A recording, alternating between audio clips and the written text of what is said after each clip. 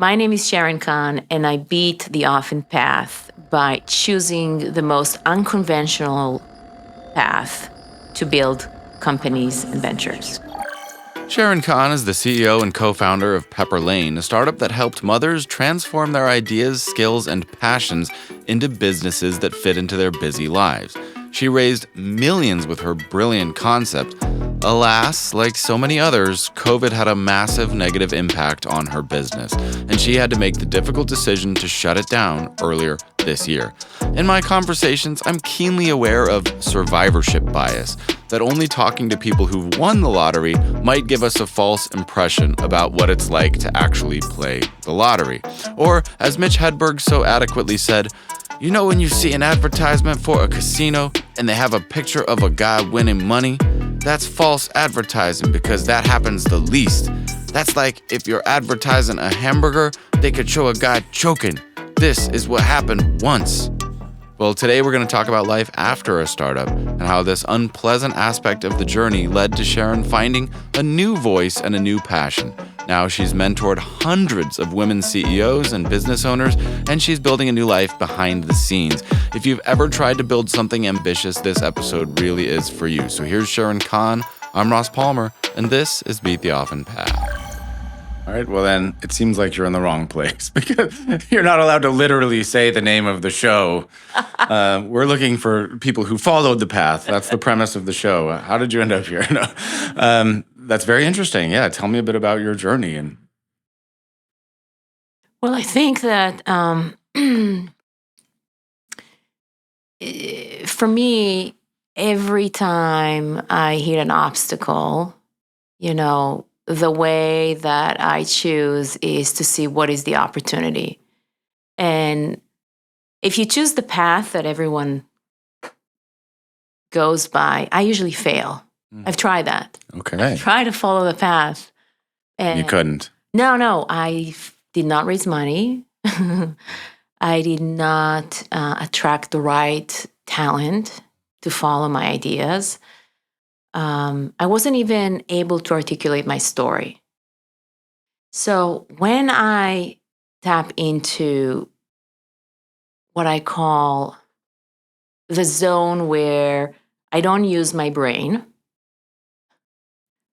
not a very good way to say because we're sitting in, between neuroscientists. We can detect that now. We can detect when you're not using your brain. Exactly. But not using my brain is also sink into my own body and listen to some intuition. And almost, you know what it is getting a download without questioning that and saying, wow, this is really awkward. How will that work? How can I attract a co-founder that just sold a company for $1 billion? Who am I to do it, right? It doesn't make sense. And I go with that. And then I always get what I want. That's amazing. I know, right? That's a couple really interesting pieces there.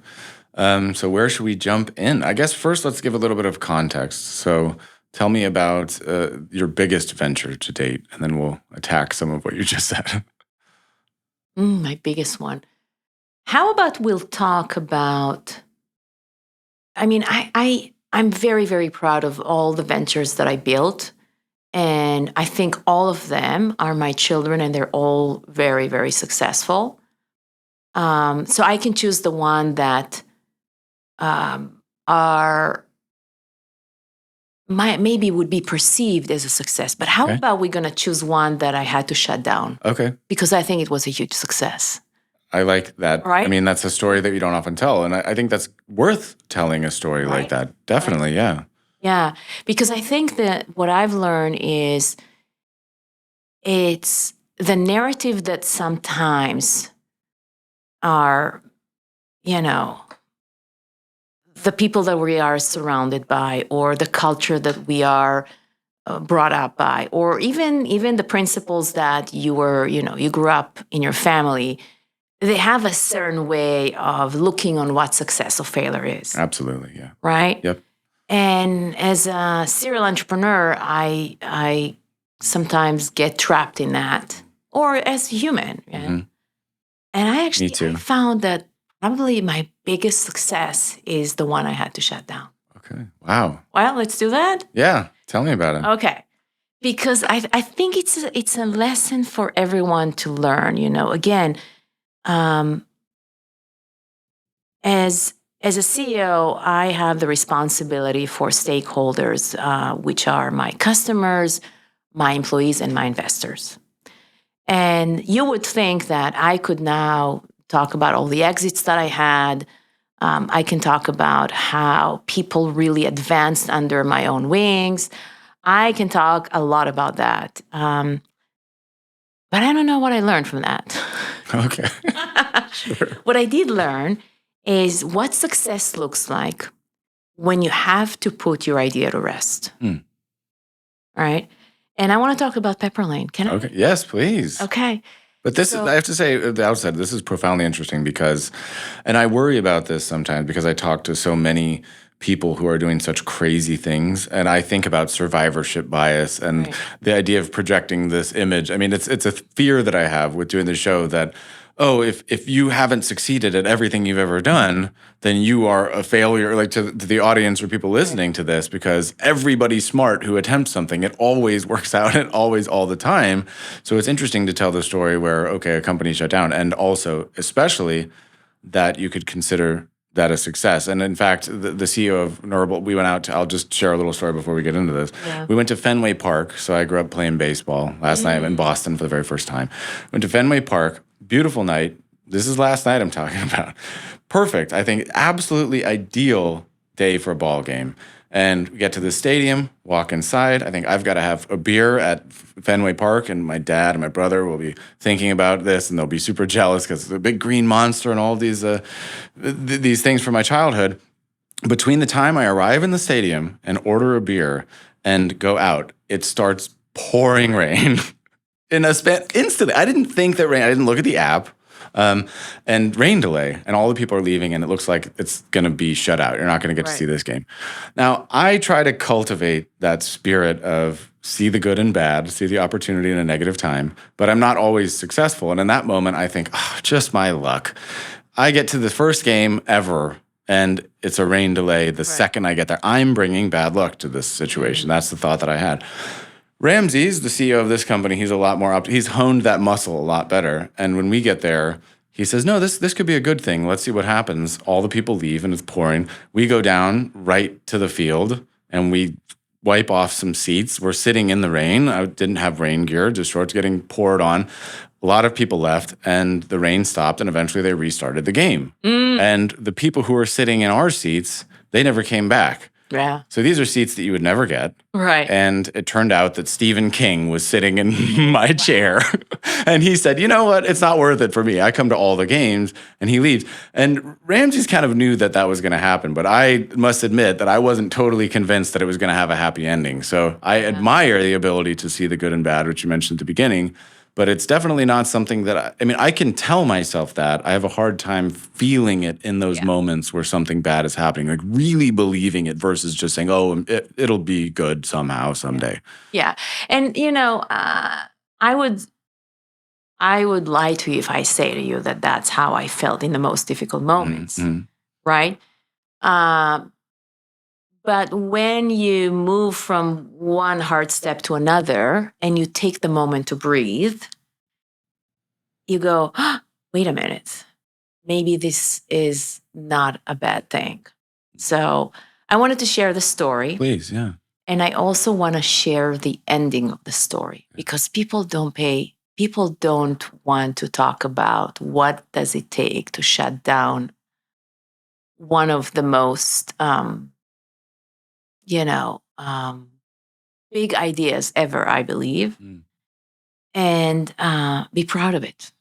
Yeah. And what does it take? It takes a lot of energy and a lot of work, to get there. So if I can share the story. I'm all ears. Please go ahead. Yeah. So I founded a company a couple of years ago, Pepperlane.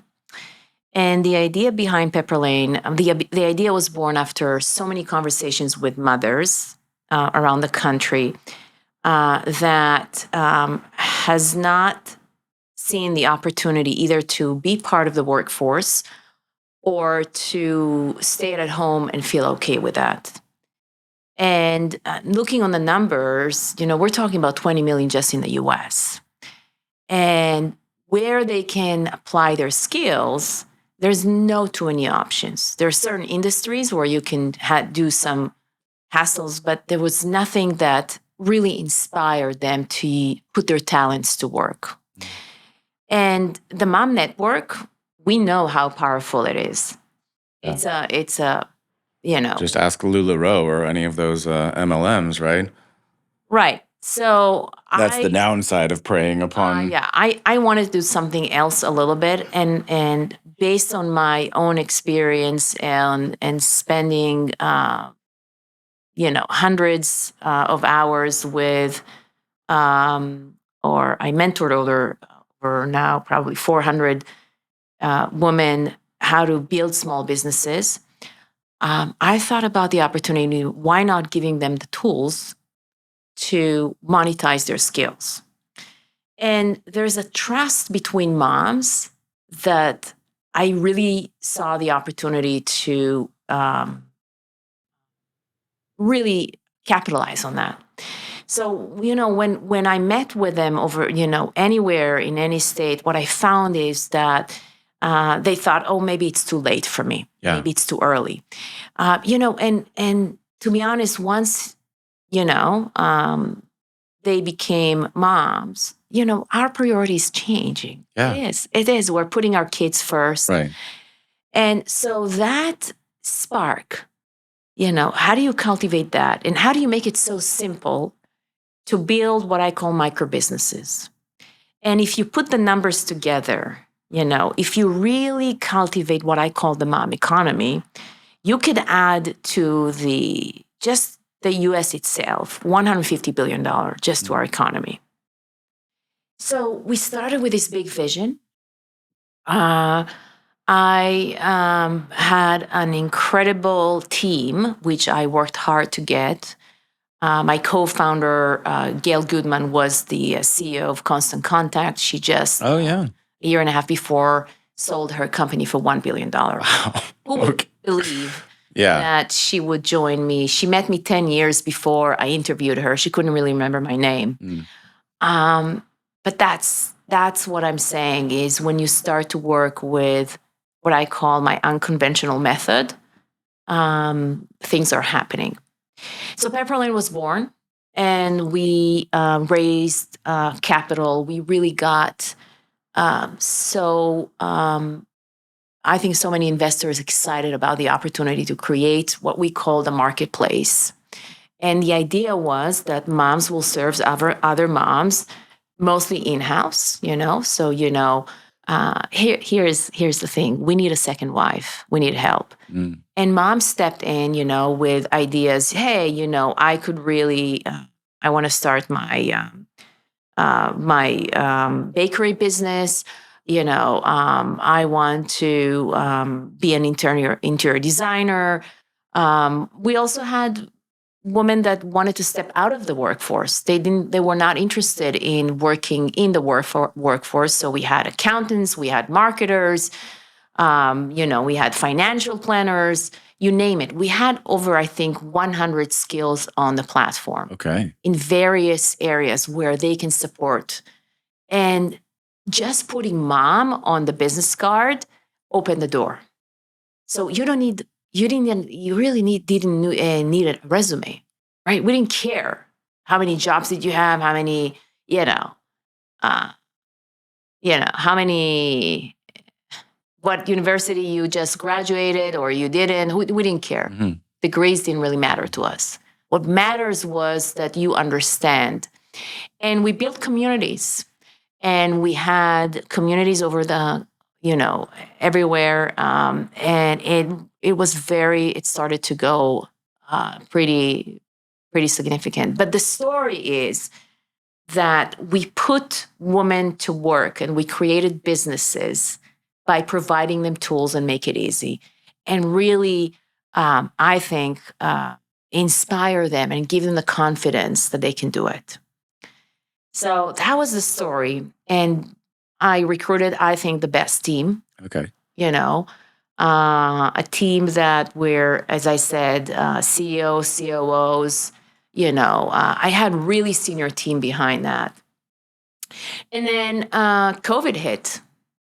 And the whole idea of having marketplace in-house, Right. who would want to bring anyone To anybody's house. Yeah. anybody's house? Oh, So, no. year one, we held it. We were trying to pivot. Year two, it started to look it's not going to end. Right. But meanwhile, we put thousands of women to work. Okay. Right. So what was dangerous for me was to skip that and not seeing that. And instead of that, worry about the idea that I haven't reached the multi-million-dollar business that I knew how to do. I've done it. But in this case, I couldn't. And now I had two choices. I had a choice to see that as a complete failure. Right. Which, let's face it, in our textbook, it is a failure. Right. Or I can celebrate it. Okay. And it took me some time to figure out how will I do that, because during that time I had to let people go. And we had 2 rounds of layouts. That is never fun. So the one thing I've done is I wanted to make sure that my employees had jobs. And in COVID time, it wasn't easy. So that was my first responsibility, to create a success story that I knew that people are secured in jobs. And I have to say that was number one priority as a CEO. And as a second priority is to inform the investors, tell them what is going on, and put a plan with them to downstream and downscale everything we have done. But I stayed with Pepperlane until the end. I knew I'm going to put it to rest, but I knew it's going to take time to take care of the women that really counted on us. So I kept it with a small team. And then when it was ready to shut down, I had to inform my investors. And that is the hardest thing for me. At least if you look on my record, I never lost money for investors. I always made money for investors. So when it's your number 4 and you've never really lost money, Yeah. I always say to my girls, my daughters, why don't you just fail now? You're Yeah, just still get it young. over with. Yeah. Get over it. And then never again. Because when you get to where am I, you lose your sense of humor. It's not funny. No. And the way I told the story to the investors matters. I knew if I'm going to come from a failure, they would feel that it was a failure. And when I had to announce the shutdown, not only I explained the situation, but I also was super proud of the women that not only we put to work, but they made money. They are making money today. They know how to build their own businesses. So that was the mission. And I have to say that I got back not only validation, but I call it love letters, which you would say, oh, really? Are you kidding me? I lost money. But investors, when you communicate that to them, how do you see that? And you take them through the process while you know what is going on, that is super important. But it starts from you, is what do you believe, And I did not believe it was a failure. I did not. So that was important. And the last thing is how do you tell your customers that that's the end? Yeah. And that was the hardest one. So I chose to celebrate. And I really gathered all of my leaders. I had in my team about close to 30 of them and announced that this is it. And, we took the time to digest, and we dance and we celebrate. And then we announced to the rest of our community, and we gave them some time, and we made sure that they have the space. We left all the systems working for a couple of weeks where they can really digest. It's very important to let people digest. People are afraid of, they're going to say something bad, but you got to you got to take them on your journey. So, seems like the ethical way to do it anyways. right. But I don't know if everybody would agree that you have to do that, but I appreciate But again, that. it's non-conventional, because if you Right. look on what people will tell you is do the shutdown, close it, shut it down, get rid of it. You don't want anyone to sue you, blah, blah, blah. I took my time to shut down. I took it a couple of months, stakeholders by stakeholders. I wanted to make sure that everyone is being taken care until the last employee that I'm so happy to say that was, yesterday started his first day of job. He stayed with me until the end. Wow. Yeah. So, and I'm the one that's shutting down the lights. I have a little bit more things to do, but I see that as my full responsibility as a CEO of the company, not to leave the ship, but to put it to rest. And again, I'm not looking for credits here, but as I said, usually CEOs might either want to finish it fast, or in some cases, some CEOs, I was a founder, so it's different, might leave the ship earlier. I'm okay with celebrating, grieving, all the emotions in the world, and putting this absolutely gorgeous, glamorous, successful company to bed and rest. How long did it take you from the moment that you knew you had to shut it down to the time when you turned off the lights? I saw the signals 2 years before, because we were in COVID. Yeah. So I knew that there might be a path that I won't be able to continue, but I kept pivoting and kept working around to see what I can do. So I never really gave up, and that's why I felt super responsible. When you receive the money, and I didn't have just venture capital, because VCs maybe, but I had also angels, and for them the check really, even if it's small check, I wanted to do whatever I can. So I saw that, and I had a plan. I knew I'm going to try with plan A and plan B, and I knew that plan C would be to put it to rest. But I said to myself, I will take the time to create that successfully for everyone. As I said, employees, investors, and my customers.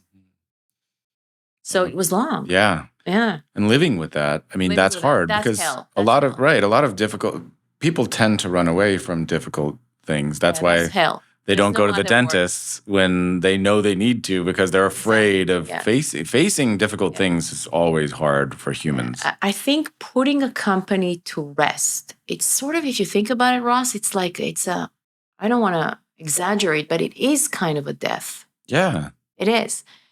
Especially as a co-founder, and going with that until the end. And as I'm talking to you right now, I am the one that is going to, I'm still Pepperlane. You can find me on Pepperlane.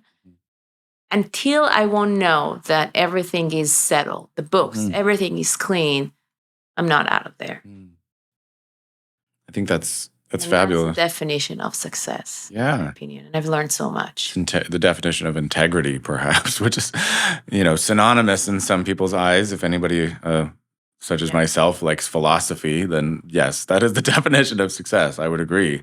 I recently read a book called Corporate Turnaround Artistry, a very dry-sounding textbook from a corporate turnaround professional, Jeff Sands.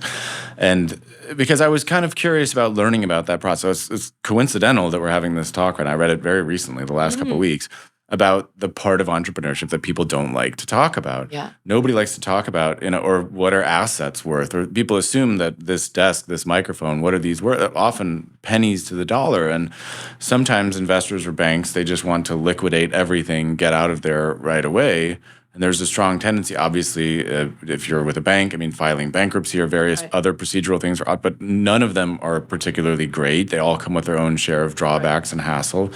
So I think that you've chosen to do the more difficult road and do right by all of your stakeholders. That's really noble. So that's awesome. I'm sure they all appreciate it. I hope they all appreciated that. I think so. I think. And as I said, I won't lie to you. It took a toll on me. I bet. It's not something that I would. It's funny. I wanted to say it's not something I chose, and yet I would not change anything. Right. It's like the movie Arrival, if you've seen it. But yeah, that's a fascinating thing. And we talk about, what is the other side of these things. It's not often talked about, but it is equally important. People, when they start a business, they know it's a risk. Everybody knows it's a risk to do that. But the risks are always dramatically undersold. It's the risk is like, yeah, it's risky. But it's like, well, but it's still, that never went away. There's still that as a possibility. I do want to dive into the thing you said at the very beginning, which I find to be incredibly fascinating, because I am wondering what you meant by this. But the feeling of listening to yourself in a different way and the feeling of things not working out, I assume you're saying when you follow one voice, things never work out. And when you follow another, perhaps more intuitive level of knowing, things tend to work out. So how do you see that? And how do you tune into one? How do you know whether one is talking to you or the other one? Right. And how do you backpedal? Right. That's, this is the question of my life. Because if you think about that as someone that was educated, I went to, let's say, good universities, 2 degrees in business. I grew up in the tech industry. I've done it 5 times. I started a lab at Babson College. I had one, I would say, path or one method, and that was look on the data. Look on the data and analyze the data and know what you need to do. And still in most cases today, that is the model. And when I'm looking on where I was wrong, well, let me ask you, what do you think? Is when I chose to look on the data or when I chose to listen to my intuition? I think we can all imagine. Right? So the data led you astray, or? Sometimes. Yeah. Sometimes, because I think as entrepreneurs, we are artists. And art is not math. And there's a lot that we don't know and we cannot explain. I completely agree. Yeah. And that's the beautiful about life. Right. And I think part of the story of Pepperlane, which I took as my key lessons and my key learnings, is many, many, many, many, many times I looked on the data. And if you would have asked me in 5 seconds, I could tell you that's not the right direction. It's also about, recruiting people. As a CEO, that was my top job, is raising capital, setting a vision, and finding the talent. And many times I was tempted, throughout my career to look on the resume, to look on what really, and what I learned is that I need to listen to the story. And it starts with me and what is my story.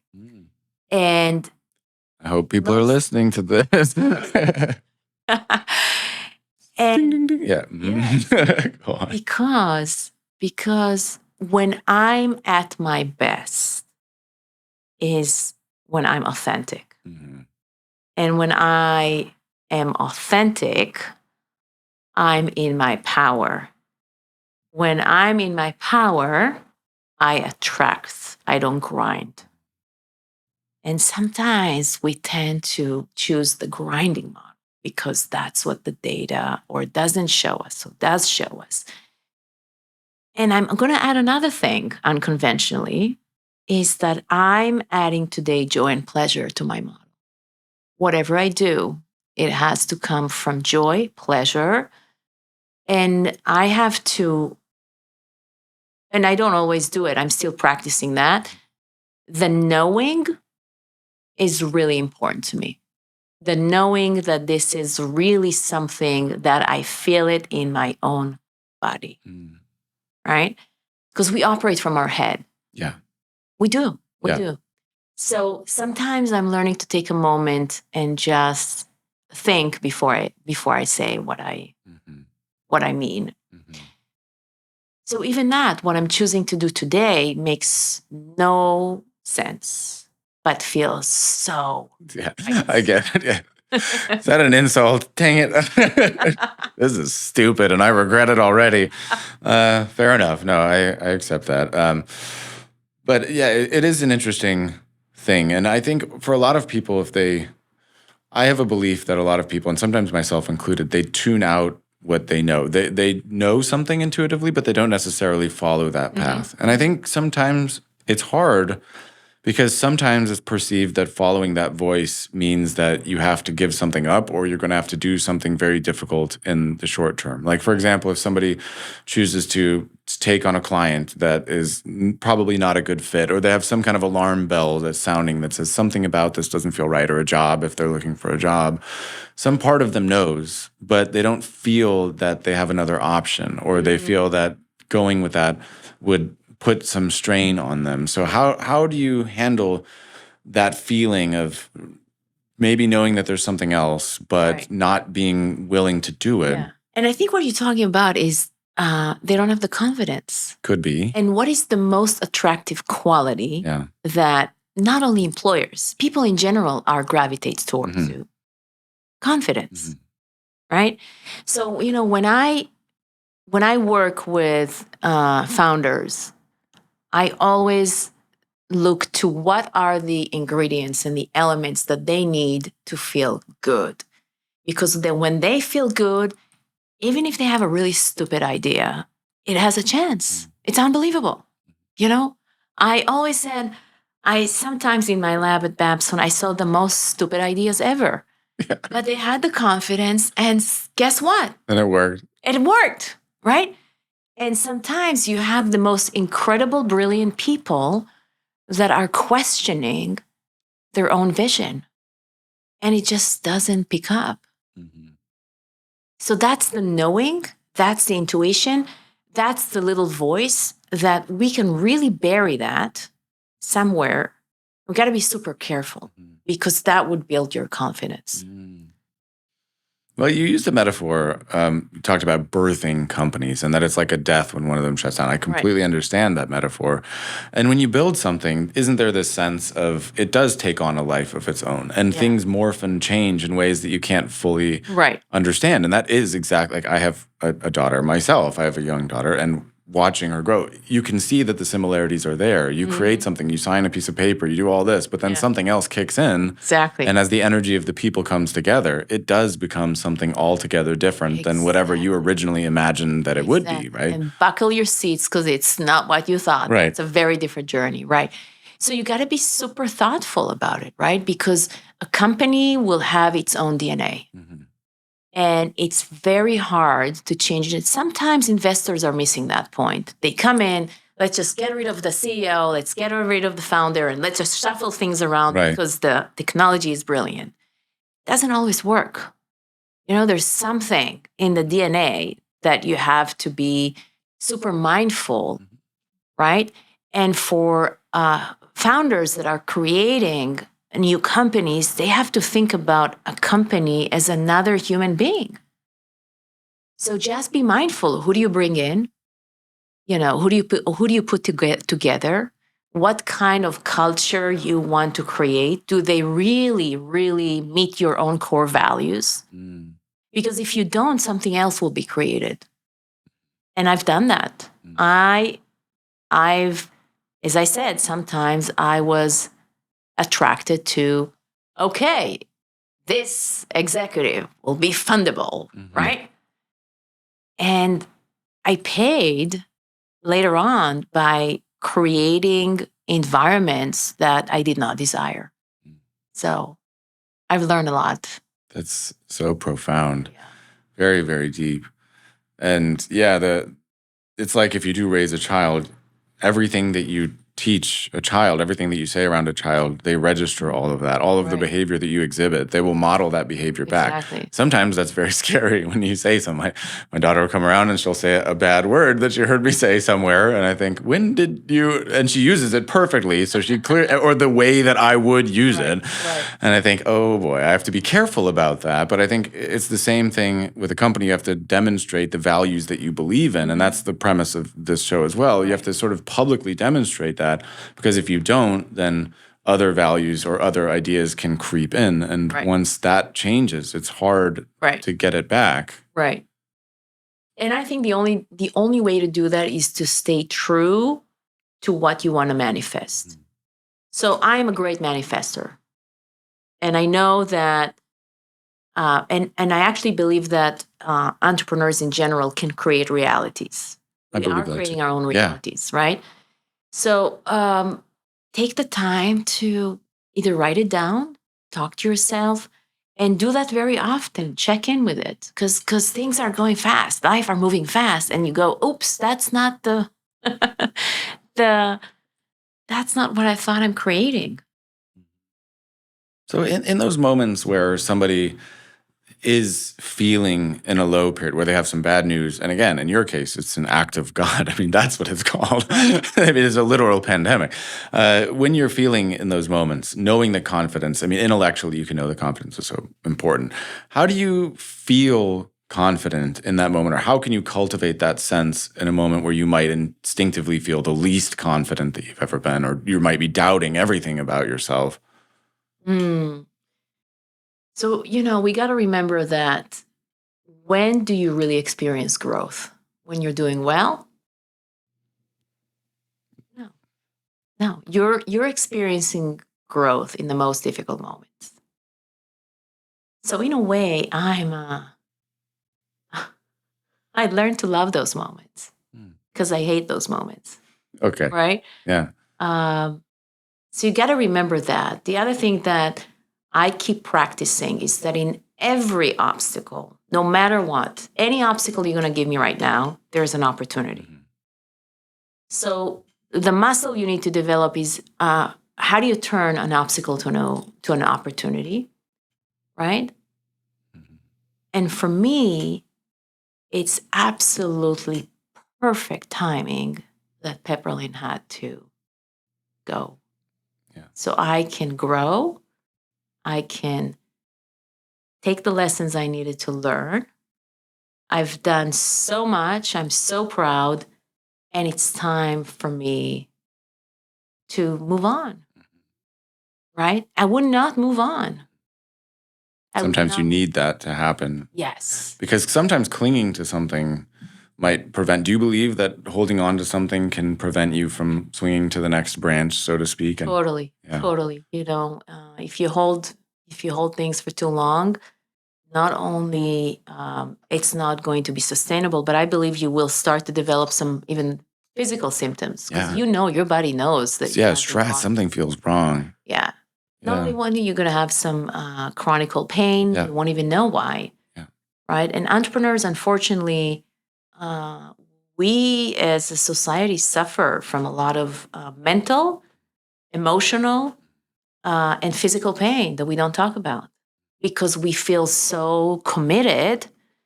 And many times the model is about grinding. It's not about pleasure and joy, which I'm all about.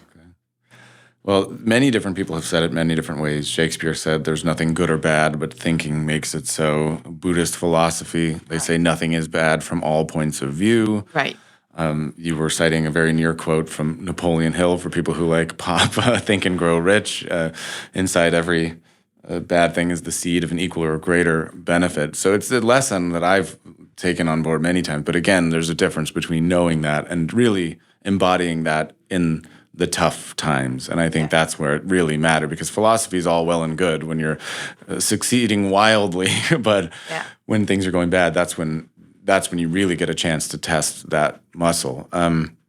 So you have now transitioned into something that's different and that's exciting. So I'm curious about what you're up to now in the wake of this experience. I took all of the lessons, And I say I am a CEO in recovery, Okay. which means that It's a good bumper sticker. Yeah. yeah, I am. I think I came out of rehab.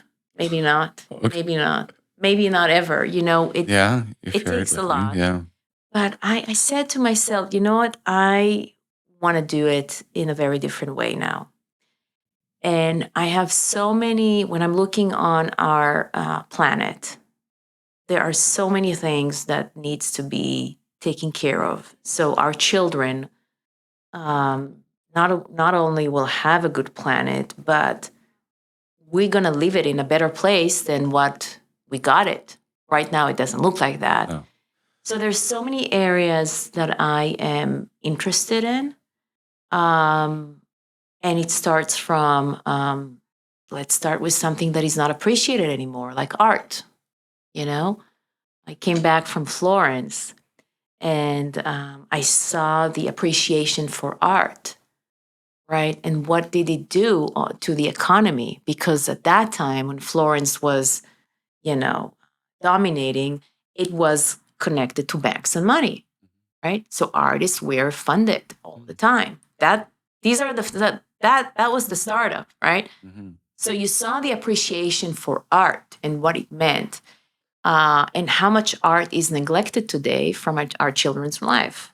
It's a good point. Right? Yeah. Because it's not being appreciated because it's not a profession, whatever.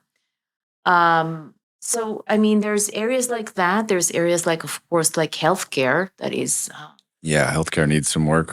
right. Education, Mhm. climate change. I mean, there are really topics. Of course, women empowerment. I have two girls. I do care about that. Anything related to the brain. I know we're just in Yeah, in a exactly. company Like, that yeah. has that. So there's certain areas that I'm fascinated by.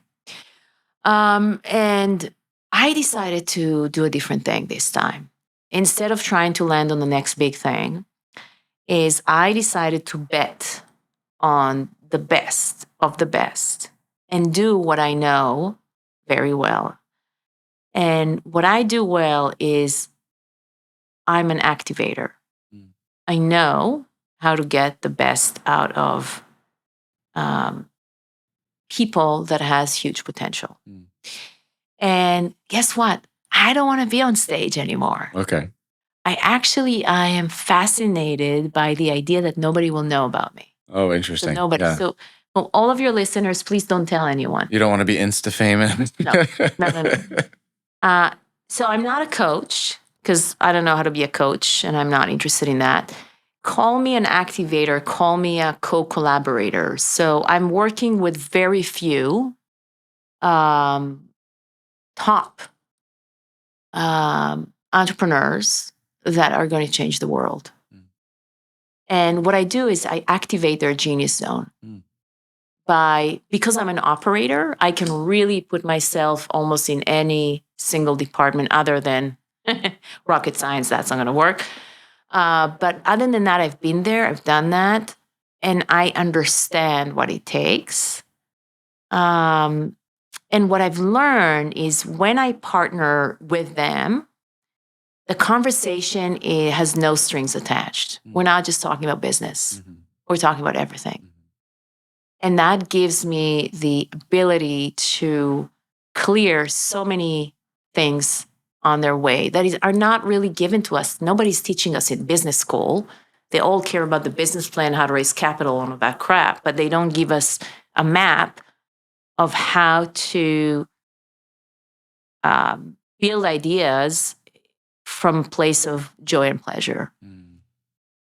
And so my methods are super non-conventional. They're super confidential. And here's the fun part. I am searching them around the world. In other words, I pick who I want to work with. And that is something I've never done. That's the dream. Yeah. That's the dream. Amazing. Right. Yeah. So, so nobody knows about me. It's so awesome. I mean, I hope I'm not going to be tempted. I don't have a website. I don't have a business card. And what I do is I activate my network to find the best talent. Oh, wow.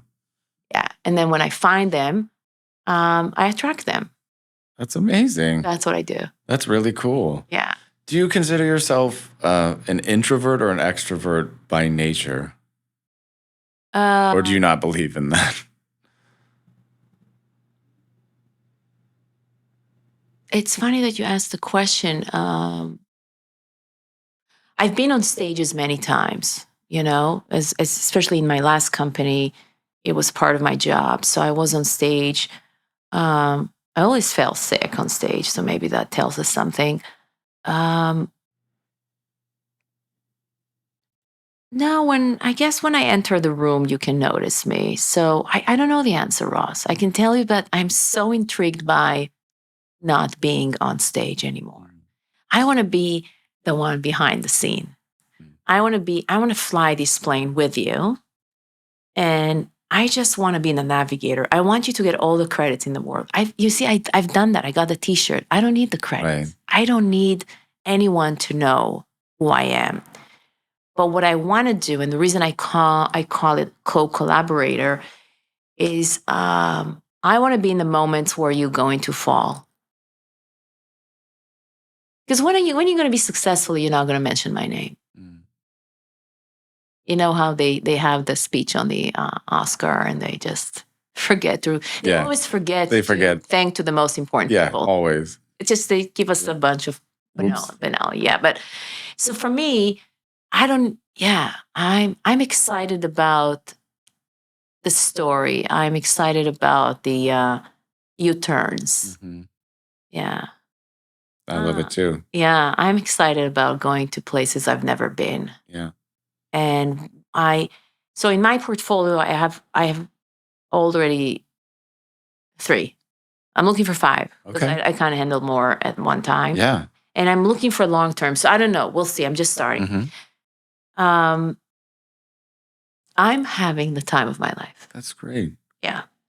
What a fascinating story. I like the U-turn as well, and the unexpected change of direction, because that's what it's all about. So you've been in the entrepreneurial world. You said you're multiple business degrees. Right. I have a belief that what they call social entrepreneurship, a lot of the issues you described, some people call social entrepreneurship, that is the most realistic vehicle that I can see for various types of change actually getting done along the lines that you described, whether it's climate change or women empowerment or any of those types of things. Do you believe... Education, I forgot to mention. Education. Do you believe that social entrepreneurship is the most effective vehicle for certain types of change, or do you think that there are other ways? Because I know some people look at entrepreneurship as a panacea, something that will just cure all things, and other people look at it as the root of all evil. So I'm curious, having gotten that T-shirt, what you think now, being a bit more conscious about who you're supporting and why. It's so interesting that you asked me this question, because I built ed tech companies, so I've done that. So social entrepreneurship was I would say my latest career. I started more from the enterprise market, but I moved to that sector. Here's what I would say, and it's going to be a little bit of harsh to say that. I have so much admiration, because that's including myself, for social entrepreneurship, because we're giving so much. Mm-hmm. I think it's time to change the model. Okay. I think it's time to shake up the model that we were given, because we need more of that. Mm. So that's why I'm thinking, while you're asking me, I'm not sure that the conventional model is always going to work for social entrepreneurship. In some cases, we're almost, again, we're grinding like companies that are developing storage in the cloud for who cares, or companies that are building the next virtual safe for banks. They're always going to be much more faster, successful, and they use the fear aspect to attract customers. Social entrepreneurship, it's about inspiring.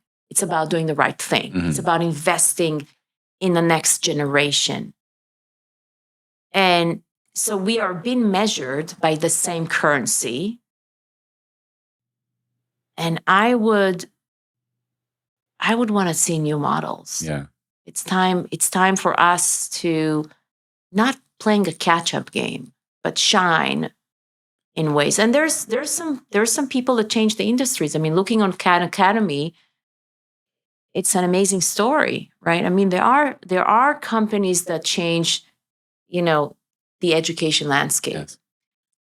But I would want to see so much more of that. Yeah. So, yeah. Well, for any social entrepreneur, think unconventionally what you can do. Yeah. And I think that's also what we talked about at the very beginning of, yeah, like you said, the metric, and also these outside traps that we fall into when you can begin a venture with a different set of values, but then if somewhere along the way you're judging yourself by metrics that you weren't setting out to go after, like Right. for example, if your goal wasn't to make the most money humanly possible at all costs, for example, if that was Right.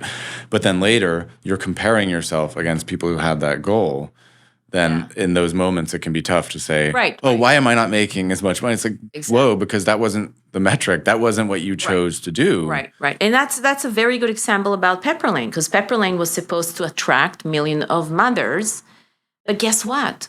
We attracted thousands, not one, thousands of them, right? Most of them, I don't even know their names anymore. And we changed their lives, Amazing. right? So, but in the conventional method, Yeah. it wouldn't count. Right. You as a can't success. put that down. Right. According to Facebook, it was nothing. Well, it's been an absolute pleasure. You've been very generous with your time. I love your story. I think Thank it's you. incredibly fascinating. It's always nice to meet somebody who has embodied that set of values. I think it's super cool, and I'm really excited to see what you do next. Although we'll never know about it. We'll never know. Yeah, it'll be I a mean, secret. if you know, But off, like Batwoman, or you'll be off in the shadows somewhere fighting the good Exactly. fight, and maybe one day, Batwoman, no. a Catwoman. I don't know. No, not Catwoman. Give me something else. Yeah. I'm not very knowledgeable in superhero movies, I must admit. Either. Actually, my daughter is. So I Okay. should ask her. But yeah, Superwoman is too conventional. I'm gonna think about something else. Will come, but yeah, But lurking in the depths, but making the world a better place. exactly. Yeah. Exactly. And may that Exactly. radiate on for Yeah. many years to come. Exactly.